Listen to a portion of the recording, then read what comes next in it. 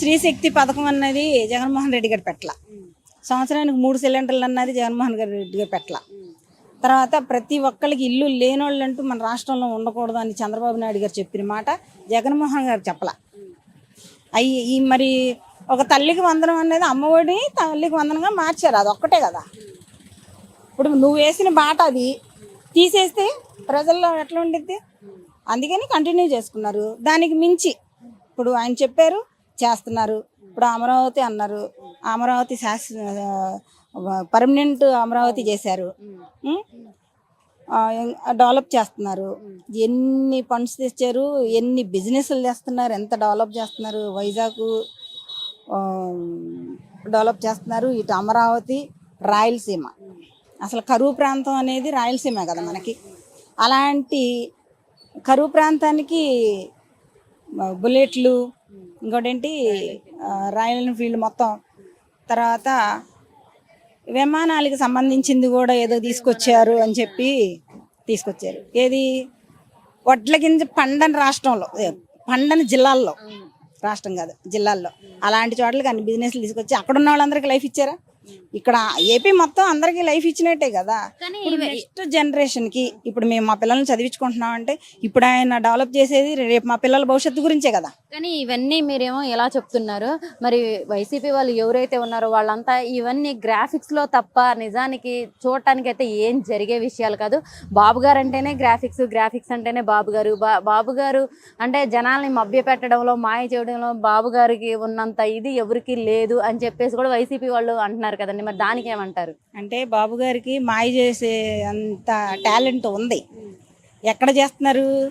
మా పిల్లల భవిష్యత్తు కోసం బిజినెస్లు చేస్తున్నారు, ఫ్యాక్టరీలు కడుతున్నారు, పై ఇతర దేశాల నుంచి పెట్టుబడులు తెస్తున్నారు, ఇక్కడ డెవలప్ చేస్తున్నారు. మా పిల్లల భవిష్యత్తు గురించి ఆయన మాయే చేస్తాడు, మాయలే చేస్తాడు. కానీ మాకు మా పిల్లలకు భవిష్యత్తు ఇస్తున్నాడు. ఆ మాయలోనే భవిష్యత్తు. మాయ అని అంటే ఏంటి? వీళ్ళ దృష్టిలో అదిగో పులి ఇదిగో తోక అని చూపిస్తాడు, అంతేగా. ఏంటి, మేము అంతకుముందు ప్రభుత్వంలో ఉన్నప్పుడు కారుంటే తల్లికి వందనం అమ్మఒడి వేయడంట, 1 కోటి రూపాయలు బిల్డింగ్ ఉన్నవాడికి వేస్తాడంట, 4 లక్షల రూపాయలు కారు అప్పు చేసి ఫైనాన్స్లో తీసుకున్న వాళ్ళకి వేయడంట.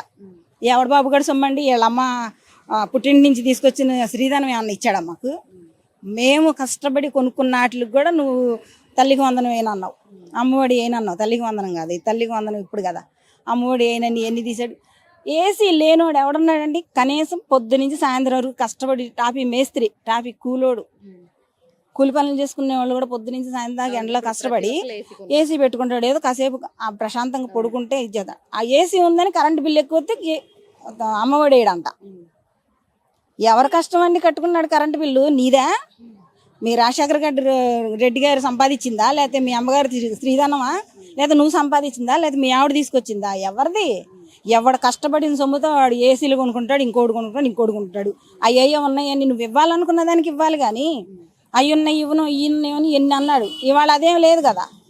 ఎలిజిబుల్లో ఉన్న ప్రతి ఒక్కరికి, ఓన్లీ ఎంప్లాయీస్కే లేదు, కత్మ వాళ్ళందరికీ ఉన్నాయి. ఇప్పుడు నాకు వచ్చింది. జగన్మోహన్ రెడ్డి ఉన్నన్నాళ్ళు మాకు రేషన్ కార్డు కూడా లేదు. ఆయన వచ్చిన 2 నెలలకే నా రేషన్ కార్డు పీకాడు. తర్వాత మళ్ళీ మేము రేషన్ కార్డు పెట్టుకున్నాం, వచ్చింది. మా అబ్బాయికి తల్లికి వందనం పడింది.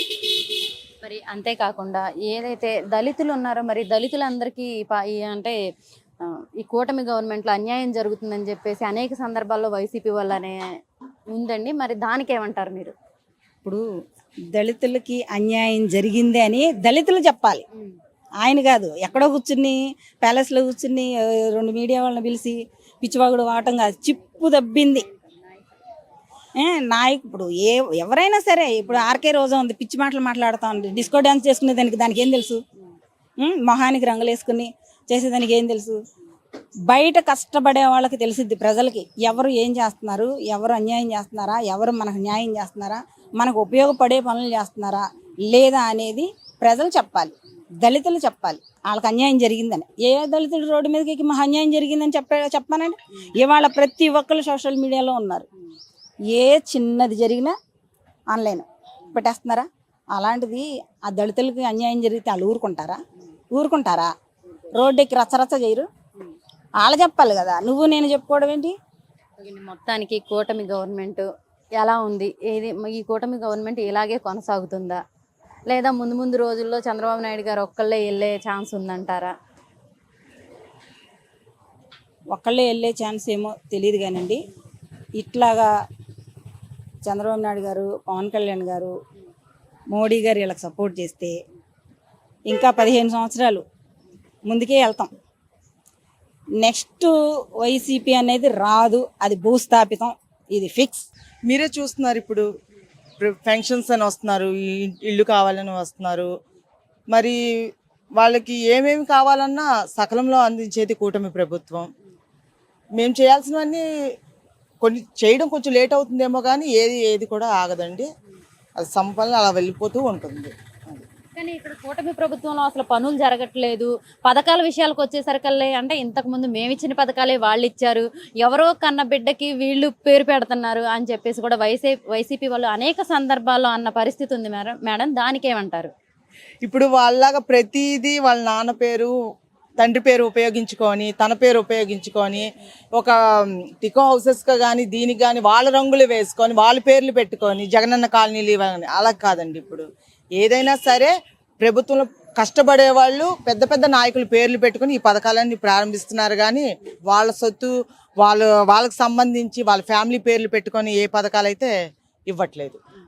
మరి అంతేకాకుండా ఈ పథకాలన్నీ ఎవరైతే టీడీపీ వాళ్ళకి వేస్తున్నారు, వైసీపీ అన్న వాళ్ళకి ఇవ్వట్లేదు అని చెప్పేసి కూడా అంటున్నారు. దానికేమంటారు మేడం? అండ్ ప్రతి ఒక్కరికి ఇస్తున్నారు పథకాలు, ప్రతి ఒక్కరు అందుకుంటున్నారు. ప్రజా దర్బార్లోనైతే ఎక్కువగా నేను చూసిన వరకు అందరూ వైసీపీకి సంబంధించిన వాళ్ళు. కాకపోతే మాది కూటమి ప్రభుత్వం కాబట్టి మేము వాళ్ళకున్న హెచ్చుతగ్గులుగా మేము చూసుకోము, సమానంగా చూసుకుంటాం, న్యాయమే చేస్తాం. ప్రతి ఒక్కరు పెన్షన్స్ పెట్టుకుంటున్నారు, ఇంటికని పెట్టుకుంటున్నారు. తర్వాత ఏదైనా ప్రాబ్లం వస్తే ఇది మా ప్రాబ్లం అంటే సకలంలో సొంత నిధులతో సహాయం చేసేవి కూడా ఉన్నాయండి. మీరు డివిజన్ సెక్రటరీగా, కింద నాయకులుగా, చిన్న నాయకులు అయితే ఇలానే ఏ చిన్న నాయకులు అయితే ఉన్నారో వాళ్ళంతా వాళ్ళకి అంటే జనసేన అయితే ఏంటి, టీడీపీ అయితే ఏంటి, వీళ్ళకి సఖ్యత లేక వీళ్ళల్లో వీళ్ళే కొట్టుకున్న పరిస్థితి ఉంది ఏపీలో. అంటే వాళ్ళలో వాళ్ళకే సఖ్యత లేదు కూటమి గవర్నమెంట్లో. ఇంకా ప్రజలు నేను చూస్తారు అని చెప్పేసి కూడా వైసీపీ వాళ్ళు అంటున్నారు. దానికేం చెప్తారండి? ఎందుకు సఖ్యత లేదండి? కలిసికట్టుగా పనిచేసుకుని ఏ ఒక ప్రోగ్రాం జరిగినా కలిసికట్టుగా 3 పార్టీలు కలిసి ప్రతి కార్యక్రమం 3 పార్టీలు కంపల్సరీ ఉంటుందండి. అది అంటే ఎక్కడ గొడవలు జరగట్లేదు అంటారా కూటమి గవర్నమెంట్? అంటే వాళ్ళు జనసేన వాళ్ళు, వీళ్ళు టీడీపీ వాళ్ళు అసలు ఎక్కడ గొడవలు జరగట్లేదండి. వీళ్ళు సఖ్యతగానే ఉంటున్నారు, కలిసిమెలిసే పనిచేస్తున్నారు. వీళ్ళంతా వైసీపీ బురద అనమాట. అలా అంటే వీళ్ళు సఖ్యతగా ఉండట్లేదు. ఇప్పుడు 3 పార్టీలు కలిసి బలంగా ఉన్నాం కాబట్టే కదా మా మీద లేనిపోయినవన్నీ పుట్టిస్తున్నారు. అది మరి అంతేకాదు అమరావతి రాజధాని ఏందండి, మరి అమరావతి రాజధాని పర్మనెంట్ రాజధాని అవటం ఎలా అనిపిస్తుంది మేడం? చాలా సంతోషకరమైన విషయం అండి. ఇన్నాళ్ళు లేనిది చేయింది ఇప్పుడు చంద్రబాబు గారు కానీ, నారా లోకేష్ గారు కానీ, పవన్ కళ్యాణ్ గారు కానీ, వీళ్ళంతా ముగ్గురు ఒక మాట మీద ప్రభుత్వాన్ని నడిపిస్తున్నారు. ప్రతిది కూడాను ఎక్కువగా అమరావతి ప్రజలు చాలా హర్షం వ్యక్తం చేస్తున్నారు. చాలా సంతోషంగా ఉంది మాకు అని. మరి ఇది కూడా ఓన్లీ గ్రాఫిక్స్ లోనే చూపిస్తారు బాబు గారు, పనులైతే ఏం జరగవు, బాబు గారు మాయ చేయడంలో దిట్ట అని చెప్పేసి కూడా వైసీపీగా వాళ్ళు అంటున్నారు. దానికి ఏమంటారండి? అంటే బాబు గారు ఎప్పుడు గ్రాఫిక్స్, ఆయన ఎంతో విజన్ ఉన్న నాయకుడు, ఇన్నేళ్లలో అంటే ఇంత వయసులో కూడా ఆయన కష్టపడి ప్రజల కోసం పనిచేస్తున్నారు. మరి వైసీపీ వాళ్ళేమో గ్రాఫిక్స్ లోనే చూపిస్తారు, జనాలను మాయ చేయడంలో ఆయనకాయనే సాట్ అని చెప్తున్నారు కదా మేడం. వైసీపీ అంత గ్రాఫిక్స్ అయితే మా దాంట్లో కూటమి ప్రభుత్వంలో లేదండి. గ్రాఫిక్స్లో అయితే ఏమీ లేదు. ఎక్కడి నుంచి నిధులు తేవాలి చెయ్యాలన్నా చంద్రబాబు గారు, నారా లోకేష్ గారు వీళ్ళ వల్ల సాధ్యం అండి. అది చెప్పేవాళ్ళు చెప్తుంటారు, తీసుకునే వాళ్ళు చూసే వాళ్ళకి మేము దగ్గరుండి చూస్తున్నాం కాబట్టి మాకు తెలుసు ఆ విషయం. కానీ వాళ్ళు గ్రాఫిక్స్ అంటున్నారు ఎందుకు మేడం? పోయినసారి వచ్చినప్పుడు కూడా గ్రాఫిక్స్ చూపించారు బాబు గారు, ఈసారి కూడా అదే చూపిస్తారంట. ఒకసారి ప్రజల దగ్గరికి వెళ్ళి కనుక్కుంటే గ్రాఫిక్స్ అది ఏంటనేది వాళ్ళే చెప్తారు. నలుగురు ఐదుగురిని కలుసుకుంటేనే కదా ఏంటి ప్రభుత్వం పరిస్థితి ఏంటని చెప్తారు. అలాగే డివిజన్ పరంగా కానీ ఇంకొకటి అమరావతికి సంబంధించింది ఏదైనా సరే గ్రాఫిక్స్ చేయాల్సినంత అవసరం లేదండి. అది మళ్ళీ వచ్చే ఏళ్లలో కూడాను మా ప్రభుత్వం ఉంటుంది ముందు. అది భయపడి దానికోసమని వీళ్ళు గ్రాఫిక్స్ చూపిస్తున్నారు అంటున్నారు. మరి మావిగన్ అంటున్నారు కదండి జగన్ గారు, ఆల్రెడీ పర్మనెంట్ రాజధాని అయినప్పటికీ కూడా కోర్టు నుంచి కూడా వచ్చినప్పటికి కూడా మావిగన్ అని చెప్పేసి ఒక నినాదం చేపట్టారు. మరి దాన్ని ఎలా చూడొచ్చు అంటారు? ఏమీ తెలియని వాళ్ళు అలాగే చెప్తారండి. వాళ్ళ మాటలకు మనం వింటూ అదే అంటారు చూసారా, చేసిన వ్యక్తికి ఏం తెలియదు అంటారా? తను ఏం చేశాడండి, తను ఏం చేశాడు, ఎప్పుడు ఎనీ టైం పబ్జి గేమ్ ఆడడం తప్ప ఏం చేశాడు అతనికి ఏమైనా తెలుసా? 4 డిబేట్లో కూర్చున్నా సరే మాట్లాడడమేనా వచ్చా? కరెక్ట్గా చెప్పిన మాటే చెప్తారు. ఇంగ్లీష్ తెలుగు మాట్లాడడం రాదు. తను కూడా మాట్లాడుతుంటే తనకు మేము కౌంటర్ ఇవ్వాలి, మాకే సిగ్గు అనిపిస్తుంది. అది ఓకేనండి, మొత్తానికి కూటమి గవర్నమెంట్ కలిసే ఉంటుంది అనుకుంటారా రానున్న రోజుల్లో కూడా?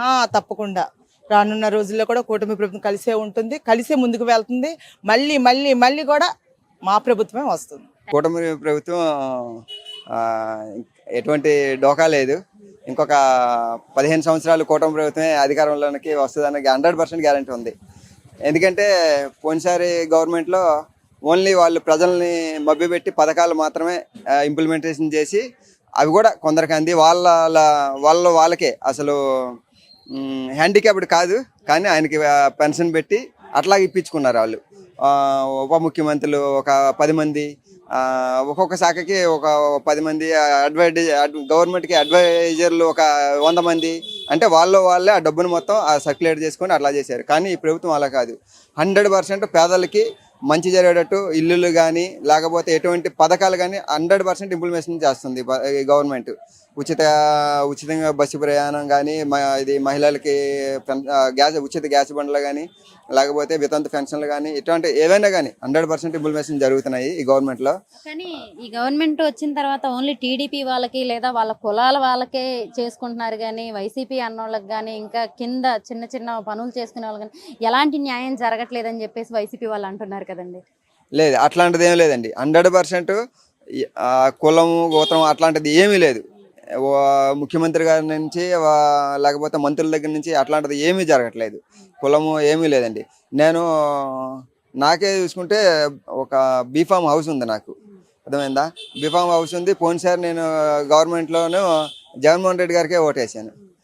కానీ నాకు 5 సంవత్సరాలు తిరిగాను కానీ హౌస్ ఏమి ఇవ్వలేదు. నా పేరునేమో ఒక 15 కిలోమీటర్ల అవతల ఒక ఇల్లుని కేటాయించారు. అది ఎందుకు ఉపయోగపడింది కాదు, ఏమి పనికిరానిది కాదు. కానీ దానివల్ల ఉపయోగం లేదు. ఇప్పుడు ఇల్లుకు పెట్టుకుంటే మీకు జగన్ ఇల్లు వచ్చిందని అంటున్నారు. అందరి సమస్య అదే. అందరినీ చాలా ప్రజల్ని 80% ప్రజలు అదే మెయిన్ ప్రాబ్లంలో ఇదే ప్రాబ్లం అండి. గవర్నమెంట్లో వాళ్ళు ఇప్పుడు ఇల్లు పెట్టుకోవడానికి లేదు. ఆధార్ కార్డు కొడితే మీ పేరున ఇల్లు ఉంది కానీ వాళ్ళకి లబ్ధి లేదు. అది ఉపయోగపడని ఇల్లు, అది ఎక్కడో కొండల్లో గొట్టల్లోనే ఇచ్చేసి అలా చేశారు. అలా ఈ క్యాస్ట్ అని వీళ్ళకి ఓటేశారు వాళ్ళకి ఓటేశారు అని కానీ అట్లాంటిది ఏమీ జరగలేదు. క్లియర్గా తెలిసిందే ప్రజలకి, మనం ఏమీ చెప్పవసరం లేదు, అందరికీ తెలిసిందే. లేకపోతే 151 నుంచి 11కి ఎందుకు పడతారు, లేకపోతే సీఎం గారిని ఈయన చంద్రబాబు గారిని ఎందుకు అనుకుంటారు, అట్లాంటిది ఏం లేదు. వాళ్ళు చేయాల్సింది చేస్తూ ఉంటారు. అటు జనసేన వాళ్ళని రెచ్చగొట్టి వీళ్ళని విడదీస్తే గానీ మనం ముందుకు వెళ్ళలేము అన్నది వాళ్ళకి 100% కాదు. వాళ్ళలో వాళ్ళే కొట్టుకుంటున్నారు, వాళ్ళలో వాళ్ళకి సఖ్యత లేదు అని చెప్పేసి కూడా అంటున్నారు కదండి. సఖ్యత అంటే అది జనరల్గా ఒక ఇంట్లోనే ఉన్న ఒక 2 అన్నదమ్ములకే, అర్థమైందా? 2 అన్నదమ్ములకే, జస్ట్ ఇంట్లో ఉన్న ఒక 2 అన్నదమ్ములకే సంథింగ్ ఉంటుంది. ఏదో ఒకటి, నాన్న నాకు ఎక్కువ చూస్తున్నాడు, నాకు తక్కువ చూస్తున్నాడు, అది అట్లాంటిది. అది అన్ని కామన్. కానీ వీళ్ళు ఏంటంటే దాన్ని ఇంకా పెద్దది చేసి చూపించాలన్న ఇది అది. కానీ పవన్ కళ్యాణ్ గారు అపర భగీరథుడు. వీళ్ళు చెప్పేవి చేసేవి అన్నీ అని తెలుసు. అందుకనే సంయమనంగా ఎటువంటి బాబు మీరు వాళ్ళు అలాగే రెచ్చగొడతారు, మీరేమి చేయొద్దు, అర్థమైందా? మనం ప్రజల కోసం నిలబడడానికి వచ్చాం, మన సొంత లబ్ధి కోసం కాదు ఇక్కడికి వచ్చింది అన్నదే ఆయన పంతం. పవన్ కళ్యాణ్ గారి గురించి వచ్చింది కాబట్టి పవన్ కళ్యాణ్ గారు మొన్న ఏదైతే తమిళనాడు ఎలక్షన్స్ జరిగినాయో విజయ్ గారు సీఎం అయ్యారు. ఆయన కూడా విజయ్ గారికి కూడా పవన్ కళ్యాణ్ గారు సలహాలు ఇచ్చారు. అవి వినకపోవడం వల్లే విజయ్ గారు సీఎం అయ్యారు. పవన్ కళ్యాణ్ గారి సలహాలు విన్నట్టయితే ఆయన కూడా ఎక్కడో ఉండిపోయేవాడు అని చెప్పేసి కూడా వైసీపీ వాళ్ళు అనేక చోట్ల పోస్టులు పెట్టడం కానీ మాట్లాడడం కానీ జరుగుతుంది. దానికి ఏమంటారు? వీళ్ళు పక్క రాష్ట్రంలో కేసీఆర్ గెలిస్తే అక్కడ ముందుగానే అది ఒక ప్లాన్ అనమాట. ఒక ఎలక్షన్ ముందు ఒక 6 నెలల ముందు వీళ్ళు ఏం చేస్తారంటే జనరల్గా వెళ్ళి ఫోటోలు దిగట రావటం, వాటిని ఒక కేసీఆర్తోనే దిగుతారు, రేవంత్ రెడ్డితోనే దిగుతారు, ఇటు ఇటు వచ్చేవాడికి స్టాలిన్తోనే దిగుతారు, విజయ్తోనే దిగుతారు. ఆ ఫోటోలన్నీ వాళ్ళ సిస్టంలో ఉంటాయి. ఏది గెలిస్తే వాళ్ళతో పాటు దిగిన ఫోటోని అప్పుడు వీళ్ళు రిలీజ్ చేస్తారనమాట. ఇది ఏమి లేదు. వీళ్ళకి వాళ్ళకి సంబంధం ఏముందండి? అసలు 151 నుంచి అధికారం ఇచ్చిన వాళ్ళు 11కి పడిపోయిన వాళ్ళు, కనీసం ప్రతిపక్ష హోదా కూడా లేని పడిపోయిన వాళ్ళు వీళ్ళు సలహా ఇచ్చి వాళ్ళు గెలిచేంత ఏముంది అక్కడ? సలహాలు ఇచ్చేవాళ్ళు అయితే వీళ్ళే గెలిచేవారు కదా. కనీసం ప్రతిపక్షం కూడా రాలేదు. 18 మంది ఏమో 23 సీట్లు కూడా రాలేదు ప్రతిపక్షంగా. వీళ్ళు వాళ్ళకి ఇచ్చేంత ఏముంది అక్కడ? మరి అంతేకాకుండా రాయలసీమ, మరి రాయలసీమలోనే పుట్టారు జగన్మోహన్ రెడ్డి గారు. రాయలసీమ, కడప, మరి అటువైపు ఇప్పుడు అనేకమంది కంపెనీలు తీసుకొస్తున్నారండి చంద్రబాబు నాయుడు గారు అని చెప్పేసి మీరు అంటున్నారు. మరి జగన్మోహన్ రెడ్డి గారు ఏం చేయలేదంటారా రాయలసీమకి? 100% చేయలేదు.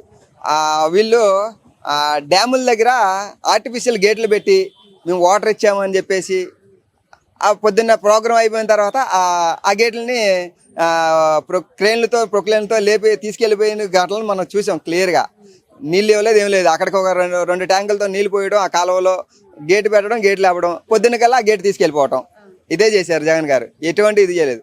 అంటే అక్కడ ప్రజలకి ఏం చేస్తే, ఇప్పుడు వాళ్ళకి వాటర్ ఏమి ఉండదు, వాళ్ళకి వాటర్ లేదు, ఇంకొకటి ఉంది వాళ్ళకి నీడు. ఇప్పుడు వాటర్, కృష్ణానదికి వాటర్ ఉంది, వీళ్ళకి ఇంకొక పరిష్కారం, వాళ్ళకి వాటర్ ఉండదు. ఆ సమస్యను వాటర్ కాకుండా ఇంకొక విధంగా ఇప్పుడు అక్కడ పరిశ్రమలు, ఇప్పుడు యుద్ధ విమానాల తాలూకా పరిశ్రమలు కానీ, లేకపోతే డ్యాముల ద్వారా వాటర్ ఇవ్వటం కానీ, ఆల్రెడీ వాటర్ వచ్చింది. లాస్ట్ ఇయర్ చూసాము, వాళ్ళందరూ సంతోషం వ్యక్తం చేశారు. జగన్మోహన్ రెడ్డి గారు ఉన్న డిస్టిక్లోనే చాలా అభివృద్ధి పథకం మీద ఇప్పుడు సీఎం గారు అన్నీ ఏ ఏరియాలో ఏది చేస్తే బాగుంటుంది అన్నది ముందు చూపుతో ఆయన ముందుకెళ్తున్నారు. విజనరీ లీడర్ అనేది ఇప్పుడు కొత్తగా నేను చెప్పవసరం లేదు. ఆయన 40 ఏళ్ళ నుంచి ఆయన విజనరీ లీడరే. 52 రోజులు జైల్లో పెట్టినా కానీ మరుసటి రోజు అయితే సీఎం అయ్యాడు. ఇట్లాంటివన్నీ వీళ్ళు వీళ్ళొక చెప్పాలంటే రాజకీయంగా, అది వేరే వర్డ్ కాదు, రాజకీయంగా పిల్లలు వీళ్ళు. ఆయనకి నేర్పేంత వాళ్ళు ఎవరు కాదు. జగన్మోహన్ రెడ్డి గారు కేసీఆర్ని సీఎం చేసేవాడు కాదు. కేసీఆర్ గారు చంద్రబాబు నాయుడుకి శిష్యుడు. కేసీఆర్ని ఈయన శిష్యుడు, నేనే నా వల్ల గెలిచాడని ఈయన ఫోటోలు దిగుతాడు. పక్క రాష్ట్రంలో విజయన్ అంటాడు. ఈయన 11 సీట్లు వచ్చి ఈయన కూర్చుంటే ఆయన సీఎం నేను చేశాను అంటాడు. ఇవన్నీ ఉట్టి మాటలే. ఊరికే వై నాట్ 175 అని అది ఆ పదం మీద వచ్చేసి ఓట్లు వేస్తారు జనాలు అనుకున్నారు. కానీ వాళ్ళకి తెలియలేదు. లాస్ట్కి 11 సీట్లు ఇచ్చేవారు కూడాను వాళ్ళకి తెలియలేదు. ఇప్పుడు ఉన్న కూటమి ప్రభుత్వాలకి మధ్య చిచ్చులు పెట్టి ఎలా గెలవాలన్నదే వాళ్ళ ఆలోచన తప్ప వీళ్ళ వల్ల ఏమీ అయ్యేది. ఒక గర్వించదగ్గ ఏంటంటే దేశ ప్రధాని, ప్రపంచంలో నెంబర్ 1 ఉన్న ప్లేస్లో ఉన్న ప్రధాని నా మోడీ గారు. అట్లాంటి మోడీ గారే ఒక ఉప ముఖ్యమంత్రి గారిని ఒంట్లో బాగాలేదంటే పరామర్శించడానికి వచ్చారు. సీఎం గారు ఇంటికి వెళ్ళారు. అర్థమైందా? అది వీళ్ళు సిగ్గు తెచ్చుకోవాలి. అట్లాంటి ఎవరు వెళ్తారండి? ప్రధానమంత్రి ఒక ఉప ముఖ్యమంత్రికి బాగోకపోతే వచ్చేవాడు ఎవరున్నారు? అసలు అది దేశ ప్రజలందరికీ తెలుసు. మన ఆంధ్రప్రదేశ్ గౌరవాన్ని ఎంత పెంచారు అన్నది. అటు లోకేష్ బాబు గారు అని పరిశ్రమల్ని, పోయినసారి ఐటీ పరిశ్రమ మినిస్టర్ ఉండేవాడు. ఏం తెచ్చావంటే తోపుడు బళ్ళు ఇచ్చాను, నేను నూడిల్స్ బండి ఇచ్చాను, లేకపోతే చేపల మార్కెట్ పెట్టాను, మాంసం కొట్లు పెట్టాము, ఆల్ ఇండస్ట్రీ అది. ఇప్పుడు ఎక్కడెక్కడి నుంచో ఉన్న ఐటీ, అక్కడ రాయలసీమలో ఉన్న అమర్ రాజా కంపెనీనే ఈ జగన్మోహన్ రెడ్డి తరిమేశాడు. వాళ్ళ ప్రజలకి వాళ్ళు ఏం చేస్తాడు? ఇంకా వాళ్ళ డిస్టిక్లోనే వాళ్ళ ప్రజలకి దగ్గరలో ఉన్న అమర్ రాజా కంపెనీనే తెలంగాణకి వెళ్ళిపోయేటట్టు చేశాడు ఆయన. ఇంకా కార్ల కంపెనీ కియాని కూడా అట్లాగే నాశనం చేశారు. కానీ ఇప్పుడు కూడాను తెలివిగా భయపెడుతున్నారు. మీరు పరిశ్రమలు ఇప్పుడు వస్తే నెక్స్ట్ మేము వచ్చేటప్పుడు మేము వాటిని మళ్ళీ తరిమేస్తామని. ఎవడైనా కానీ వాళ్ళకంటాడా? ఒక ముఖ్యమంత్రిగా చేసేవాడు పరిశ్రమల్ని ఆయన స్వలాభం ఇక్కడ అర్థమవుతుంది. ఎందుకంటే పరిశ్రమలు స్థాపిస్తే ప్రజలకు లాభం జరుగుద్ది. రేపొద్దున నువ్వు వాటిని కంటిన్యూ చేయు, ఇబ్బంది లేదు. కానీ వచ్చినప్పుడే పోయినసారి అలాగా ప్రజావేదికను కొట్టేసినట్టుగా ప్రజావేదిక నువ్వు కొట్టేశావు. ఎవరు కొట్టారు? ఏమైనా వైఎస్ రాజశేఖర రెడ్డి గారు వాళ్ళ తాతగారి తండ్రి గారి సొమ్ముతో కట్టిందా? ప్రజావేదిక ప్రజల సొమ్ముతో కట్టింది. అది ప్రజల సొమ్ముతో కట్టిందని నువ్వు ఎట్లా పడగొడతావు? నిన్ను కూడా ప్రజలు అందుకే పడగొట్టారు.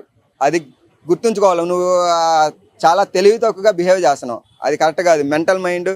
ఏమండి, వీళ్ళు సలహాలు ఇస్తున్నారు. సొంత బాబాయ్ గారు సొంత 5 సంవత్సరాలు నువ్వు ప్రతిపక్షంలో ఉండి సొంత చెల్లి బాబాయ్ ఇప్పటికీ కోర్టుల చుట్టూ తిరుగుతున్నారు. ఒక సీఎంగా ఉండి నీ బాబాయ్ని ఎవరో చంపారు అన్నది నువ్వు ఎందుకు తెలుసలేదు? అది చాలు ప్రజలకి, అసలు నీ తాలూకా గుణం ఏంటి అన్నది తెలుసుకోవడానికి అది చాలు. చెల్లి నువ్వు జైల్లో ఉండేప్పుడు చెల్లి ఎన్నో పోరాటాలు చేసి ఇది చేసింది. ఈరోజు ఎక్కడ ఉంది? ఆశ కోసం నువ్వు ఇదేసావు. సొంత చెల్లి మీద ఆశ కోసం నువ్వు వేసేవాడు, డబ్బుల కోసం బయట జనాల్ని నువ్వు ఎక్కడ వేస్తావన్న ఏ విధంగా ఉంచుతావు అన్నది తెలియదా? తెలుసు కనుక 11 సీట్లు ఇచ్చారు.